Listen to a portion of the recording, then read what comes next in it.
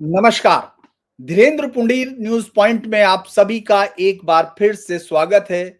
आज आप मेरे बराबर में अगर कोई चेहरा जिसको आप मुझसे ज़्यादा अच्छी तरह से पहचानते हैं क्योंकि रोज़ सुनते भी हैं, क्योंकि मैं ये जा मानता हूँ कि ज़्यादातर मेरे जितने भी लोग हैं, मेरे जितने लोग परिवार के सोशल परिवार के लोग हैं, वो आदि अतिंद्य की टॉक को डेफ टॉक को अच्छे से समझते होंगे। तो मैं आज उनका आपकी तरफ से स्वागत कर रहा हूँ और अपने चैनल पर पहली बार आदि का दिल से स्वागत करता हूँ। धन्यवाद। बहुत-बहुत धन्यवाद आप आए आदि जी। हम लोगों का दरअसल ये पहली ही है और मैंने आपकी जितनी भी टॉक सुनी है उनमें एक गहन दृष्टि और खास तौर से हमारे आस-पास जो हो रहा है, उस पर आपकी बहुत गहरी नज़र रहती है। लेकिन थैंक हमने एक बात सुनी है, हमेशा से यही सुनते आए हैं कि हम दोस्त बदल लें, पड़ोस नहीं बदलते।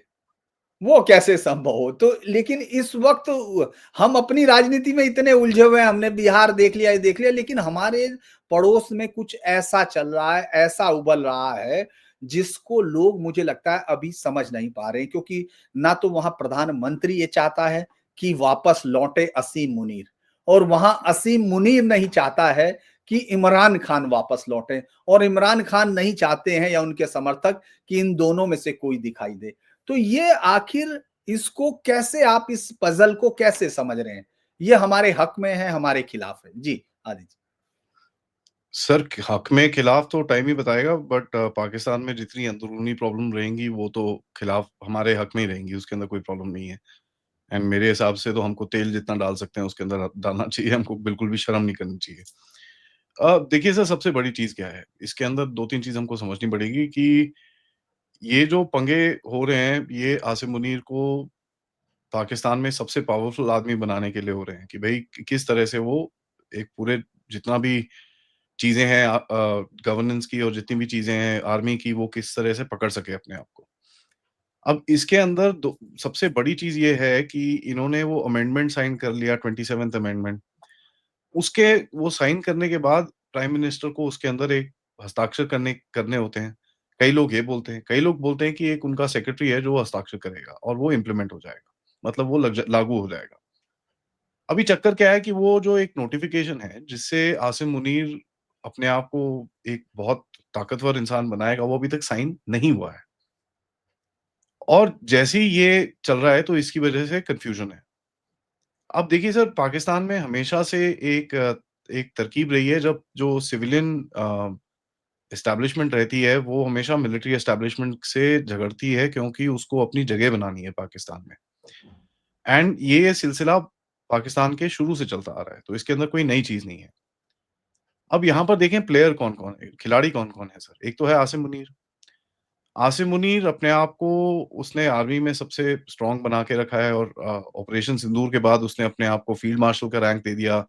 ट्रम्प के साथ उसने दोस्ती बना ली, तो उसने काफ़ी हद तक अपनी कोशिश करी है कि अपने आप को एक ऐसा ऐसा कोई बनाए, जहाँ पर पाकिस्तान में अगर किसी से बात करनी हो, तो वो आसिम मुनीर से आके आके बात करेगा। और वो चीज़ सर सबको पता ही है शुरू से कि पाकिस्तान में जो ये जो प्राइम मिनिस्टर होते हैं और जो अ, बाकी मिनिस्टर होते हैं सिविलियन वाले, इनके पास कोई ज़्यादा यू नो दम नहीं होता कुछ बड़े-बड़े डिसीज़न लेने का, बड़े-बड़े काम करने का, बड़े-बड़े जैसे भारत के साथ कुछ करना है, इनके पास इतना दम नहीं है। नाउ आसिम मुनीर सर चक्कर क्या है कि वो अपने आप को इतना बड़ा बना रहा है कि जितनी भी न्यूक्लियर फोर्सेस उसके पास, आर्मी, एयरफोर्स, नेवी उसके पास, यहाँ तक कि वो देश के सूबों को तोड़-तोड़ के छोटे-छोटे सूबे बनाना चाहता है, छोटे-छोटे स्टेट बनाना चाहता है, जहाँ पर उसके अंदर भी उनकी जितनी जैसे गवर्नेंस चलेगी, वो भी अपने पास रखना चाहता है। तो एक नेशनल एडवाइजरी काउंसिल बनाना चाहता है, एनएसी उसको बोल रहे हैं लोग, जिसमें ये लोग बैठ के बेसिक सबको बताएँगे कि आप ये ठीक कर रहे हो, आप ये ठीक नहीं कर रहे हो। इसके अंदर देखिए सर बड़े-बड़े प्लेयर्स कौन-कौन है आजकल आजकल है एक आसिम मुनीर मैंने आपको बताया। उसके बाद है इमरान खान जो इस टाइम पे जेल में है, कई लोग बोलते हैं मर गया, मैं मानता नहीं वो मर गया क्योंकि अगर मर गया होता तो अभी तक इतना टाइम अंदर रखना काफ़ी मुश्किल होता है। जेल में से खबरें खबरें आ जाती, कई बहुत जगहों में से खबरें खबरें आ जाती। पाकिस्तान में ये खबरी होने का बड़ा एक गेम चलता है उधर पे। तो कहीं न कहीं से कुछ ना कुछ तो पता चल ही जाता है। अगर मर भी गया है तो सर कोई इतना बड़ी बात नहीं रहेगी क्योंकि आपको ये दिख रहा है कि वहाँ पर प्रोटेस्ट और ये सब चीज़ें हो रही हैं। उसका उसको भी कंट्रोल करने के लिए, उसको भी थोड़ा बश में डालने के लिए आसिम मुनीर को थोड़ा दम अपने पास रखना पड़ेगा। तो आप जिस तरह से भी देखें आसिम मुनीर को अपने आप अपनी कुर्सी बचाने के लिए, अपने अपने भविष्य को बचाने के लिए पकड़ के रखना पड़ेगा अपने आप को। तीसरे प्लेयर इसके अंदर हैं जो शरीफ फैमिली है। अब शरीफ फैमिली की बड़ी पुरानी हिस्ट्री है, बट शरीफ फैमिली को भी खड़ा किया था किसने? यही आर्मी ने। लेकिन नवाज़ शरीफ जो हैं मेन, वो उनके हमेशा से एक एक एक उनका एक स्टाइल रहा है कि वो आर्मी से पंगे लेते रहे हैं और आर्मी इनके साथ पंगे लेती रही है। 2013 में इनको निकाल के बाहर मारा था, फिर 18 में निकाल के बाहर मारा था। तो ये पहले भी कर चुके हैं, पहले भी हो चुका है इनके साथ। 1999 में मुशर्रफ ने इनको निकाल के बाहर मारा था। तो ये एक सिलसिला है जो चला जा रहा है। कहीं न कहीं मेरे को ऐसा लगता है कि नवाज़ शरीफ थोड़ा-सा प्रेशर डालने की कोशिश कर रहा है आर्मी के ऊपर अपना एक वर्चस्व बनाने के लिए। एक वो सिग्नेचर के चक्कर में अगर इतना ही सिंपल होता तो अभी तक सिग्नेचर हो जाता। कहीं न कहीं वो अपनी जगह बनाना चाहता है, अपनी फैमिली है, उसके जितने बिज़नेस हैं उसको वहाँ पर सिक्योर करना चाहता है। कोई उसके ऊपर जो केस-कूस हैं वो सारे खत्म करना चाहता है। प्लस पाकिस्तान में क्या है सर, जितने भी कोर कमांडर होते हैं आर्मी के, जो जगह-जगह पे लगे होते हैं, उनके पास बड़ी ज़बरदस्त पावर्स होती हैं। तो उस रीजन्स के अंदर अगर जहाँ पर आपके बिज़नेस है, जहाँ पर ये है, उसके अंदर अगर आपका एक चहेता कोर कमांडर लग जाए, तो आप फिर वहाँ पर खूब धांधली कर सकते हो, सब कुछ कर सकते हो, कोई इतनी प्रॉब्लम नहीं होती, कोई आपको रोकता नहीं है। तो उसके अंदर भी उसका इंटरेस्ट है कि यार किस तरह से अपना धंधा-वंधा ज़रा थोड़ा साफ-सुथरा किया जाए। प्लस सर क्या है कि अगर वो आसिम मुनीर से 10% भी डिस्काउंट निकाल ले इसके अंदर से कि भैया मैं साइन तब करूँगा जब तू मुझे ये देगा, होगा क्या आसिम मुनीर उसका थोड़ा-सा उसको आभार हो जाएगा। तो कहीं न कहीं इतना तंग वो नहीं कर पाएगा, ये कोशिश उनकी है। एक और प्लेयर है इसके अंदर सर जिसका नाम है आसिफ अली ज़रदारी जो बेनज़ीर जी भुट्टो के हस्बैंड हैं, जो सिंध में जिनका काफ़ी रुतबा है, आज वहाँ पर प्रेज़िडेंट हैं। वो भी अपने आप को थोड़ा सेट करने की कोशिश कर रहे हैं, अपने बेटे को सेट करने की कोशिश कर रहे हैं, बिलावल भुट्टो कहीं पे लग जाए, कुछ हो जाए, तो वहाँ पर उसका भी गेम है। प्लस देखिए वो कराची को कंट्रोल करता है, सिंध को कंट्रोल करता है, जहाँ से काफ़ी पैसे आते हैं। उसके ऊपर भी 25 करोड़ केस लगे हुए हैं। उसने भी मतलब बहुत धांधली करी है पाकिस्तान के अंदर, तो वो भी अपनी जगह कहीं न कहीं बनाना चाहता है। और ये जो ड्रामा पूरा चल रहा है सर, ये तब तक नहीं होता पाकिस्तान में जब तक 3-4 जो बड़े-बड़े आर्मी के कोर कमांडर हैं और ये जितनी भी पॉलिटिकल पार्टीज़ हैं, ये साथ में ना होती। ये नहीं हो सकता वहाँ पर। तो कहीं न कहीं कुछ डिस्काउंट लेने की कोशिश की जा रही है आसिम मुनीर से। अब देखना ये है सर, ये डिस्काउंट क्या आगे चलता है कि वो दे देता है डिस्काउंट, नहीं तो वो डंडा मारता है इनके ऊपर। तीसरा होगा कि आसिम मुनीर गिर जाता है, कोई और आ जाता है। और चौथा होगा कि कहीं न कहीं दोनों एक कॉम्प्रोमाइज़ कर लेते हैं कि चलो भई ठंडे हो जाओ, ये इस चीज़ में ठीक नहीं है और यहाँ पर मेरे को लगता है कि बाहर से अगर ये वाला सिनेरियो होता है, तो बाहर से काफ़ी प्रेशर आएगा, अमेरिका से प्रेशर आएगा, सऊदी अरब से प्रेशर आएगा कि यार ये सब मत करो तुम, ज़रा ठंडे हो जाओ, ये तुम्हारे लिए बहुत हानिकारक रहेगा। वैसे भी तुम अभी भारत से पिटने वाले हो, अफ़गानिस्तान से पिट रहे हो, ना करो ये सब चीज़ें, थोड़ा ठंड ठंड मचाओ। एग्ज़ैक्टली होगा क्या ये कहना तो बड़ा मुश्किल है। बट एक चीज़ यहाँ पर दिखती है कि आसिम मुनीर जो एक अम, अपने आप को उसने एक बड़ा ज़बरदस्त पावर सेंटर बना के रखा था, उसके ऊपर कहीं न कहीं एक डेंट पड़ा है। अब ये जो डेंट होता है ना सर, ये जो पाकिस्तानी आर्मी ये ढंग से लेती नहीं है।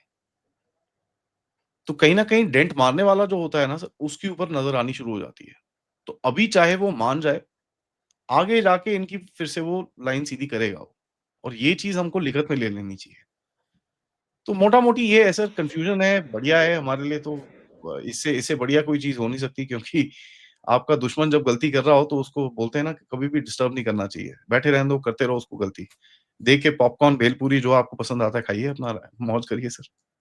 बहुत ही बढ़िया बातचीत आपने की है और बहुत अच्छे से समझाया। दरअसल मैं एक बात चूँकि एक अध्येता की तरह मैं देखता हूँ कि वो देश जो बलूचिस्तान में घिरा हुआ है, ये जनरल बातचीत है, सब लोग जानते हैं। इसके बाद सिंध में अब दोबारा से वो जो हम लोग बचपन से वली खान सुनते हैं, जिये सिंध के लोग कहीं-कहीं दिखने लगे। मुहाजिर अगर कम हुए, तो जिये सिंध दिखने लगा। पंजाब में सिर्फ पंजाब को छोड़ दीजिए, पंजाब के अंदर की जो मिलिटेंसी थी, अब वो सेक्टेरियन में इतनी खतरनाक हो चुकी कि उसके लिए कौन सत्ता में है, कौन नहीं है, उससे अलग आ गया। यानी एक देश जो लगभग ब्रिंकिंग स्टेट पे है। हम लोगों ने सुना था अल्लाह, आर्मी और जो है तीसरा एक और था अमेरिका, हैं जी? America sir. हाँ, ओह सॉरी, मैं उसी की बात कर रहा था कि अल्लाह, आर्मी और अमेरिका। तो अब क्या पाकिस्तान को जो एकजुट रखने की ज़िम्मेदारी बजाय इसके कि उसके लोगों की है, क्या ये अमेरिका की मजबूरी है? क्योंकि हम लोगों ने उसको दूर जाते हुए देखा। हम लोगों ने देखा कि अमेरिका ने उसको बिल्कुल ऐसे झिटक दिया, चाहे वो हिलरी क्लिंटन का इतना फेमस कोट रहा हो कि आप अपने बैकयार्ड में साँप पाल रहे हो तो अब, या आपने देखा पिछली बार किस तरह से ट्रंप अगेंस्ट थे। मैं इस बात को थोड़ा-सा समझना चाहूँगा, मतलब मेरे लिए ये बात समझ में नहीं आ रही कि सिर्फ़ अपने बिज़नेस इंटरेस्ट के लिए पाकिस्तान को इतना वेटेज दे सकता है क्या? क्या पाकिस्तान का इकट्ठा रहना अब इस समय इस इन पूरी ताकत ख़ास तौर से चाइना और अमेरिका इनकी मजबूरी है? क्या वो इकट्ठा रख रहे हैं या अभी भी पाकिस्तान में जुड़े रहने जैसा कुछ आपको दिखता है? सर इनकी मजबूरी तो बचपन से थी पाकिस्तान की। इनको सा अभी अब पहले अमेरिका का बच्चा था, फिर चाइना का बच्चा बन गया, कभी इसका बनता है, अभी वापस अमेरिका की तरफ जा रहा है। तो इनकी इनको इकट्ठा रखना उनकी मजबूरी थी, है और जब तक पाकिस्तान ज़िंदा है तब तक रहेगी। देखिए सर, पाकिस्तान को मैं देश तो मानता नहीं। अ, वो है ही नहीं देश।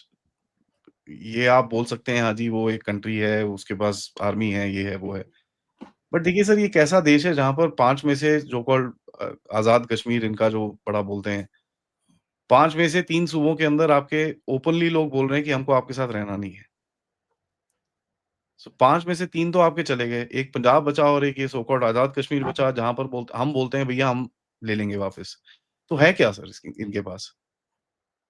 ये इसलिए बैठे हैं क्योंकि सर जो बड़ी-बड़ी ताकतें हैं, उनको इनकी ज्योग्राफी जो है, इनके जो पोर्ट्स हैं, उससे एक्सेस चाहिए सेंट्रल एशिया को जाने के लिए, उससे एक्सेस चाहिए, चाइना को एक्सेस चाहिए नीचे अरेबियन सी की तरफ आने के लिए, उसको अमेरिका को एक्सेस चाहिए अफ़गानिस्तान की तरफ जाने के लिए। तो ये चीज़ों की वजह से पाकिस्तान की एक जो ये जो बचाव चल रहा है इतने टाइम से, ये उस वजह से चल रहा है और जिनके पास जो 3, 4, 5 पटाखे पड़े हैं, उनकी वजह से चल रहा है क्योंकि वो पटाखे थोड़े डेंजरस हैं। मैं न्यूक्लियर वेपन्स की बात कर रहा हूँ। जी, जी। देखिए, ये चीज़ें थोड़ा-सा हमको ध्यान में रखनी पड़ेगी कि पाकिस्तान के पास कभी भी एक एक ऐसा कोई अपॉर्च्युनिटी थी नहीं, कि वो अपने आप को ठीक कर सके। लोग उनकी जीडीपी की बात करते हैं कि भई एक टाइम था, बड़ा अच्छा कर रहे थे। सर डॉलर आते थे इनके पास कंटेनर भर के, वो अगर हमारे पास भी आ जाते तो हम भी अच्छा कर रहे होते। तो उसमें कोई बड़ी बात थी नहीं। अगर आप केपी के वो ख खैबर पख्तूनख्वा की और बलूचिस्तान की बात कर रहे हैं सर, वहाँ पर जो चीज़ें जो तंज़ीमें बनी हैं, जो ग्रुप्स बने हैं, वो इतने स्ट्रॉन्ग हो रहे हैं कि आज पाकिस्तान को के लोगों को या उनकी आर्मी को रात को वहाँ से बाहर निकलना मुश्किल हो रहा है। और ये एक बड़ी चीज़ है, क्योंकि अगर आप देखिए सर, पुराने ज़माने में अंग्रेज़ों ने जब इस एरिया को कंट्रोल किया था, जब भारत पे इन्होंने कब्ज़ा किया, ये भी भारत का हिस्सा था, तब इस तरफ जाते थे, ये लोग इनसे लड़ते नहीं थे। अंग्रेज़ बड़े लड़े इनके साथ एंग्लो-अफ़गान वॉर्स हुई, काफ़ी कुछ चीज़ें हुई। बड़े लड़े, इनको रियलाइज़ हुआ कि यार ये तो साले बड़े खूंखार लड़ाकू हैं और यहाँ पर जो टेरेन में जिस जगह पे, जिस पहाड़ों में हम लड़ रहे हैं, यहाँ पर हम लड़ नहीं सकते। तो उन्होंने बिठा के इनके साथ बोला, "अच्छा ठीक है यार, तुम लड़ो मत। ये रोड हमको जान चलने दो। हमको ये रोड लेने दो, बाकी तुमको जो करना है करो। हम तुमको पैसे भी देंगे उसके लिए।" तो उस तरह से इस एरिया को इन लोगों ने कंट्रोल करा था। आज पाकिस्तानी आर्मी की ये हालत है कि वही जो रोड जिसके लिए जो अंग्रेज इनको पैसे देता था वहाँ के लोकल लोगों को, आज वही रोड पाकिस्तान की आर्मी के हाथ से जा रहे हैं। अब देखिए सर, एक एरिया को पकड़ने के लिए मिलिट्री में सबसे बड़ी चीज़ होती है आपकी सड़क। किस तरह आप वहाँ पर पहुँच सकते हैं, किस तरह आप वहाँ पर उसको कितनी जल्दी पहुँच सकते हैं, कितने लोग लेके पहुँच सकते हैं, सड़क बहुत इम्पोर्टेंट होती है। अब वही सड़क अगर आपकी जानी शुरू हो जाए, तो फिर आप किस तरह से बोल रहे हो कि ये जगह हमारी है? इनके जो जो सिंध नदी है जो सिंधु नदी है, जो नॉर्थ से साउथ तक आती है पाकिस्तान में, उसके तट पे सर 3 शहर हैं, डेरा फ़तेह खान, डेरा गाज़ी खान और डेरा इस्माइल खान। ये एक एक बंदा था खान, मोहम्मद खान करके बंदा था, उसके 3 बेटे थे। एंड एक बारी वहाँ पर सैलाब आया था, तो उसने तीनों बेटों को भेज दिया था कहीं-कहीं। बड़े पैसे वाला आदमी था। तो एक वहाँ बैठा एक, वहाँ बैठा एक, वहाँ बैठा, इन्होंने डेरा जमाया। तो ये 3 शहरों का नाम उसके ऊपर पड़ा। अब बात ये है कि सर डेरा गाज़ी खान, डेरा इस्माइल खान और डेरा फ़तेह खान ये पड़ते हैं सिंध के ऊपर, पाकिस्तान के एकदम बीच में। आप अगर पिछले 3, 4, 6 महीने के अगर आप देखें कि जिस जगहों पे हमले हुए हैं, वो यहाँ पर आ चुके हैं। वो पंजाब के बॉर्डर पे खड़े हैं। वो आपके साथ खैबर पख्तूनख्वा के अंदर तो लड़ रहे हैं, लेकिन वो पंजाब के बॉर्डर पे खड़े हैं आपके साथ। वहाँ पर सड़कें बंद करते हैं। वहाँ पर पुलिस थानों में बम फोड़ते हैं लोग। बलूचिस्तान की अगर बात करें, आबादी बहुत कम है उधर पे, तो उधर पे लोगों का इकट्ठा होना ये सब बड़ा डिफ़िकल्ट है। लेकिन बलूचिस्तान बदल गया है। आप इसको इस नज़रिए से देखें कि पिछले 3-4 दिनों में वहाँ पर कोई 30 अटैक हुए हैं पाकिस्तानी आर्मी के ऊपर, 30।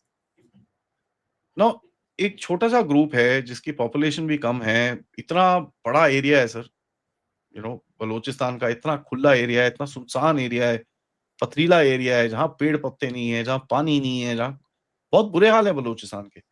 उसके अंदर अगर ये इन लोगों के पास इतना दम है कि एक आर्मी के ऊपर ये 30 हमले कर सकते हैं दिन में, 2 दिन के अंदर 48 घंटे या 50 घंटे या 60 घंटे जो मर्ज़ी जोड़ बोल लीजिए, वो कोई मायने रखता है। अब आप एक चीज़ देखिए सर, हमारे देश में एक दिल्ली का ब्लास्ट हुआ और हम इतना गुस्सा हैं उसके बारे में, हम पाकिस्तान की चीर-फाड़ के बारे में बात करते हैं कि भैया घुस जाओ, मार दो सालों को। हमारा तो फंडा एकदम सेम क्लियर है। अब ये एक ऐसा सो कॉल्ड देश है, जिसको हम बोलते हैं देश-देश, ये एक ऐसी जगह है जिसके लोग 28 से 30 हमले होने के बाद भी चुप रहते हैं।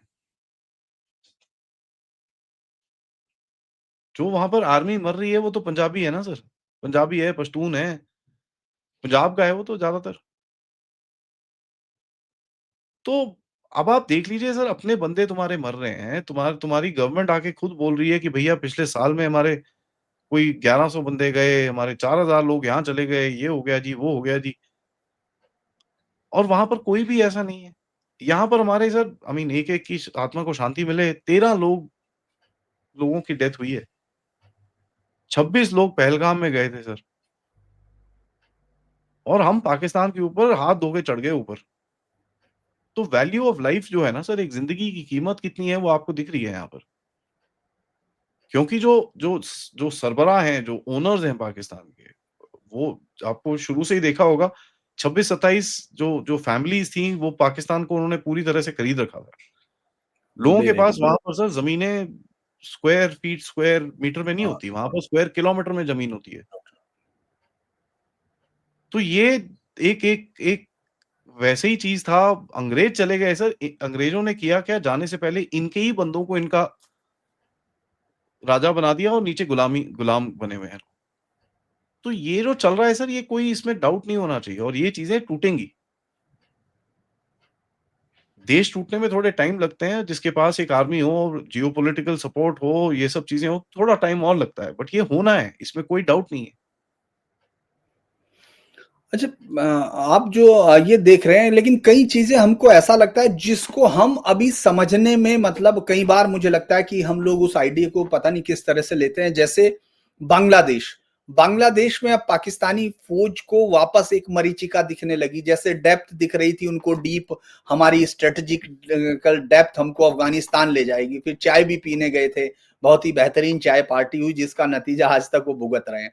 लेकिन अब फिर पाकिस्तान के सेनाध्यक्ष आने लगे, पाकिस्तान की तमाम चीजें वहां आप देखें, वो डिफेंस, उनसे हथियार खरीदने की बात होगी, उनसे ट्रेनिंग की बात हो गई।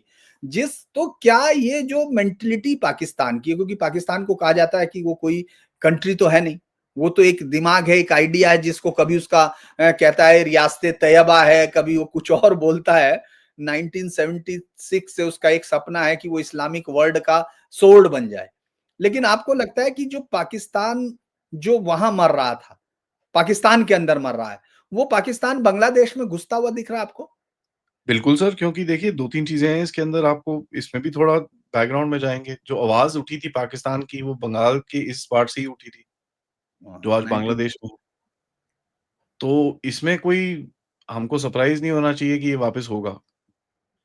बंगाल की वैसे भी, एंड माफ़ी चाहूँगा कोई भी आपके बंगाली व्यूअर्स होंगे, मेरा कोई पर्सनल किसी पे नहीं है, बट बंगाल की जो पॉलिटिक्स रही है, हमेशा से बड़ी वायलेंट रही है। बहुत टाइम से एटलीस्ट, हमेशा तो नहीं बोलूँगा बट बहुत टाइम से एक वायलेंस वहाँ पर एक एक एक एक एक रास्ता है। और देखिए सर होता क्या है, ऐसे-ऐसे देशों को अपनी नाकामियत को किसी को तो चिपकाना है ना, तो वो भारत पे चिपकाते हैं। तो एक वो जो एंटी इंडिया सेंटिमेंट है, वो इनके पास है और वो बनता किससे है सर, वो बनता है धर्म से। ठीक है जी, ये सनातनी हैं, ये तिलकधारी हैं, ये मूर्ति पूजा करते हैं, ये गंदे लोग हैं और ये चीज़ हमको बहुत सुनने को मिलती है। सबसे बड़ी चीज़ क्या है सर, पाकिस्तान में इस टाइम पे अगर वो पकड़ा जाता है, तो उसको पता है उसकी पिटाई भी होती है। दूसरी चीज़ क्या है कि दुनिया में सब हर कोई देख रहे हैं और दुनिया में लोग इसको बोल रहे हैं कि यार ये सब काम बंद कर, बंदा बन जा। तो वो बंद तो कर नहीं सकता, तो वो बोलता है यार शिफ्ट कर देता हूँ मैं। तो वो उठा के पाकिस्तान की जितनी भी चीज़ें हैं बांग्लादेश में फेंक रहा है। ताकि का गंदे काम बांग्लादेश करे, थूके बांग्लादेश और पाकिस्तान साइड में बैठ के चाय पिएगा। अब बांग्लादेशियों को ये नहीं समझ में आ रहा कि अगर वहाँ से कुछ होता है, तो इतनी पिटाई जितनी पाकिस्तान को हमने करी वो सह नहीं पाएँगे बांग्लादेशी। बट कोई फ़र्क नहीं पड़ता, क्योंकि जो ऊपर बैठे हुए हैं वो भी जिहादी हैं, उनको कोई फ़र्क नहीं पड़ता, आपको भी पता है सर। वो तो बोलते हैं भैया एक भी बचेगा तो हम जीत गए। तो उसके अंदर कोई आपको डाउट नहीं है। तो ये तो होगा सर, ये बड़ा सिंपल सा प्रोग्रेशन है क्योंकि पाकिस्तान अपने आप अफ़ोर्ड ये नहीं कर सकता। लेकिन यहाँ पर मैं एक चीज़ और बोलना चाहूँगा। अगर पाकिस्तान ये सोचता है कि बांग्लादेश के थ्रू करा के ये अपनी जान खुद बचा लेगा, वो गलत होगा क्योंकि हमको पता है कहाँ से चीज़ें आ रही हैं। सो पिटाई तो फिर भी होगी। पर ठीक है सर, उम्मीद पे दुनिया कायम है तो आसिम मुनीर क्यों नहीं? अच्छा, एक हम लोगों ने देखा कि कैसे जो है भुट्टो को जेल में फांसी दी गई थी, कितनी बाद में वो मेमोइर्स आए, सब चीज़ें आई, कैसे उसको आपको लगता है कि जिस तरह से भुट्टो को फांसी दे दी गई थी और कुछ हुआ नहीं था, कब तक रहा 88 तक, जब तक वो नहीं प्लेन से जिया नहीं गए, तब तक वह रहा। आपको लगता है कि इतना बड़ा स्टेप ले सकता है मुनीर कि वो इस बात को झेल जाए कि अंदर इमरान खान को बिल्कुल एकदम उनकी ज़िंदगी ले ले और उसके बाद उस बैकलैश को जो लोग कोशिश कर रहे हैं दिखाने की, तो आपको लगता है ये हो सकता है? क्योंकि वहाँ हुआ है इसलिए मैं सवाल कर रहा हूँ। हो सकता है सर, होने को कुछ भी हो सकता है। लेकिन एक चीज़ है सर देखिए जो बाहर की कंट्रीज़ हैं, जैसे अमेरिका है। अमेरिका इमरान खान को आसिम मुनीर के कंधे के सामने रख के बोलता है, "भाई साहब ज़रा आप करना मत, मैं इसको निकलवा दूँगा आपसे बाहर। मैं प्रोटेस्ट करा दूँगा आपकी कंट्री में।" ये सब चीज़ें वो बोलते हैं कि भई मैं जितने भी इनके सपोर्टर हैं, उनको वहाँ पर थोड़ी हेल्प दे दूँगा। तो फिर आसिम मुनीर को ये भी लगता है। तो इमरान खान एक ऐसा फैक्टर है सर, जिससे सब डरते हैं। आसिम मुनीर भी डरता है। वो न आसिम मुनीर उसको भी यूज़ करता है, नवाज़ शरीफ को दिखाता है कि भैया मैं इसको निकाल दूँगा, तू कहीं का नहीं बचेगा उसके बाद। नवाज़ शरीफ आसिम मुनीर को दिखाता है, बोलता है भैया मैं इसको सपोर्ट कर लूँगा, तू कहीं का नहीं बचेगा उसके बाद। तो एक बड़ी कन्फ्यूज़िंग सी सिनेरियो है। सर होने को तो उसको मार सकते हैं, कोई इसमें डाउट नहीं है, मारना तो कोई इतना बड़ी चीज़ नहीं है पाकिस्तानियों के लिए, मार-मूर के खत्म करेंगे। बट देखिए, उसकी क्या एडवांटेज रहेगी आसिम मुनीर को? अभी के टाइम पे जब वो अपनी एक कुर्सी को समेटने की कोशिश कर रहा है, उस टाइम पे इतना बड़ा बवाल देना कोई उसको एडवांटेज नहीं देता है। बट उसको एक चीज़ एडवांटेज देती है, ये वो देती है कि अगर इनकी तरफ से ही ये जो पूरी अफ़वाह फैलाई गई हो कि आसिम मुनीर इमरान खान मर गया है, उससे होता क्या है सर कि जो रिएक्शन एक होना है, जो लोग सड़क पे आने हैं, वो कितने आते हैं, क्या आते हैं, कहाँ से आते हैं, उसको आसिम मुनीर कंट्रोल कर सकता है, देख सकता है कि कितना इसकी पॉपुलैरिटी है अभी। 1-2 दिन देख के उसके बाद इसकी बहन से मिलवा देगा और एकदम मामला ठंडा हो जाता है उसके बाद। तो उसको वो ये भी जानता है कि कहीं न कहीं एक स्ट्रेस टेस्ट बोलते हैं उसको, कितना स्ट्रेस मैं खींच सकता हूँ अपने देश के ऊपर। एक्चुअली में क्या हुआ है सर, मारना-वारना तो खैर बेवकूफ़ी करेगा अगर वो मारेगा क्योंकि अगर वो मारेगा तो फिर कोई भी पॉलिटिकल पार्टी उसके साथ खड़े होने के से कतराएगी। तो एक लॉस ऑफ कॉन्फिडेंस हो सकता है आसिम मुनीर के अंदर। वो लॉस ऑफ कॉन्फिडेंस काफ़ी डेंजरस हो सकता है उसके लिए। बाकी सर देखिए ये लोग ना ड्रामेबाज़ तो हैं सर, उसमें कोई डाउट नहीं है। इनको किसी किसी को ना उठा के इनकी पिक्चर बनानी चाहिए क्योंकि ये बड़ी पूरा ड्रामा खड़ा करके ऐसी-ऐसी चीज़ें इन लोगों ने करी हैं। अपने ही लोग मरवाने में बड़े चैंपियन हैं ये। अभी मैं हाँ, आपको एक बताता हूँ, 2 महीने पहले टीएलपी जो तहरीक-ए-लबाइक पाकिस्तान है, उसने बहुत बड़ा प्रोटेस्ट किया था हाँ, हाँ। Anti Israel. और इन लोगों ने सर उनको अपने आप बुलाया था बाहर प्रोटेस्ट करने के लिए, ताकि वो अमेरिका को बता सके कि नहीं, नहीं, नहीं, हम ये नहीं कर सकते, देखो हमारे घर में थोड़ी प्रॉब्लम है। अमेरिका बोलेगा नहीं, नहीं, नहीं, क्या चाहिए तुम लोगों को करने के लिए? सब थोड़े पैसे दे दो, तो पैसे दे देगा। तो ऐसे-ऐसे काम ये करते रहते हैं। अब बुला के पैसे-पूसे नहीं आए तो इन्होंने उठा के 500-700 बंदे मार दिए वहाँ पर। अब सर देखिए, अगर कोई बोले कि पाकिस्तान में किसी एक ज़िंदगी का थोड़ा-सा भी एतराफ़ है, कि थोड़ा-सा उनको चाव है, बिल्कुल भी नहीं है। तो इमरान खान ठीक है, अगर वो ठप भी हो जाता है, सर कुछ नहीं, आसिम मुनीर ने बाहर निकलना है, गोलियाँ मारनी है लोगों के ऊपर। ये जो है आप बहुत बड़ी बात कह रहे हैं कि आसिम मुनीर को बाहर निकल के गोलियां मारनी है, तो खैर इतिहास इनका बताता रहा है। लेकिन एक और इंटरेस्टिंग मतलब जो समझ में आता है कि इमरान खान एक पश्तून नेता से इतना ज्यादा मकबूल उसको अगर हम देखते हैं आज की डेट में, हम लोगों ने पहली बार ऐसा देखा। हालांकि लोग ऐसा कहते हैं पहली बार ऐसा हुआ, लेकिन मुझे लगता है इतिहास को अगर हम लोग याहिया खां, अयूब खां के समय से देखना शुरू करते हैं, जब भी कोई पाकिस्तानी भारत से हारता है तो उसके साथ मिलिट्री का हमेशा इसी तरह डिप किया उनका। लेकिन इस समय अगर हम पाकिस्तान में देखें, इमरान खान की वो ताकत क्या है, क्या उसकी उसकी ताकत क्या उसको है कि लोग आज भी उसको जेल में चला गया। वरना इससे पहले आपने देखा जब बेनजीर भागी तो कुछ नहीं हुआ, जब ये भागा अपना नवाज शरीफ तो कुछ नहीं हुआ इस तरह से। लेकिन इमरान को लेके वो बार बार आते हैं, इसमें कोई अलग फिनोमिना है या हम इतिहास को मतलब और ज्यादा बारीकी से हमको देखना चाहिए कि ये वापस रिपीटिशन है? सर देखिए, पिछले ज़माने में सोशल मीडिया नहीं था। जब तक खबर पहुँचती थी, कहीं न कहीं हो जाता था सब कुछ काम। हाँ, अब वो जो आपको याद होगा 1999 में जब मुशर्रफ ने कू करा था, वो जी, आधा पौना घंटा था काफ़ी, जब उसका जहाज ऊपर-नीचे घूम रहा था, उसको बोला था तुम इंडिया लैंड कर जाओ, जहाँ मर्ज़ी कर जाओ, यहाँ मत आना। हाँ ये सब नवाज। चीज़ें हुई थी। बट उस टाइम पे सोशल मीडिया नहीं था। तो जो रिएक्शन होते थे लोगों के, वो उनके घर में रहते थे या ड्राइंग रूम में रहते थे या रेस्टोरेंट में रहते थे या किसी कॉफ़ी शॉप में रहते थे। उसके आगे नहीं। आज क्या है कि सोशल मीडिया का ज़माना है, तो सब कुछ बाहर आता है। लोग लिखते हैं उसके बारे में, लोग गुस्सा होते हैं, लोग ये सब करते हैं। अब देखिए आसिम, ये जो इमरान खान है सर, इमरान खान को बनाया किसने? फिर से इन्होंने फ़ौज ने बनाया। आर्मी ने बनाया। उसको इन लोगों ने एक ऐसा अल्टरनेटिव बना के दिया कि साहब ये बंदा आपकी सारी ज़िंदगी के जितनी भी प्रॉब्लम है सब ठीक कर देगा। अब आपने ही उसको उठाया है तो सर पुराना हीरो है इनका। 1993 93 पता नहीं कौन-सा वर्ल्ड कप इन्होंने जीता है। 90। उसके बाद वैसे भी थोड़ा रोमियो टाइप इंसान था, तो थोड़ी लड़कियाँ-शड़कियाँ इसको बड़ी पसंद हैं। सबसे बड़ी चीज़ क्या है कि इनकी जो आर्मी है सर, आर्मी में जो फौजी बीवियाँ हैं, उनके साथ मतलब उनका सपोर्ट है इसको काफ़ी। सो ये एक बड़ी अजीब-सी चीज़ है जब इस बंदे को बड़ा वाइड वैरायटी की सपोर्ट है। एंड वो जो सपोर्ट जो है ना सर, उससे ये कतराता है कि यार ये कहाँ से आए हैं? मैं हूँ सब कुछ, मैंने देखो इंडिया को मारा, मैंने ये करा, मैंने वो करा। ये इमरान खान कहाँ से आ गया? तो चक्कर ये है सर बीच में। लेकिन इमरान की पकड़ है या नहीं लोगों में, मतलब जो आम आदमी के ये आपका एक ही तो बंदा आया जिसने बोला कि यार मैं आर्मी को हटाऊँगा। आज तक किसी ने नहीं बोली ये चीज़ें। एक जुल्फ़िकार अली भुट्टो ने भेजी थी, बोली थी ये सब चीज़ें, बट उस टाइम पे सबको पता था जुल्फ़िकार अली भुट्टो की असलियत क्या थी। ये भी वैसे ही था। ये भी वन पेज करके इसने 3 साल राज करा है, उसके बाद चौथे साल निकाल के बाहर मारा है इसको।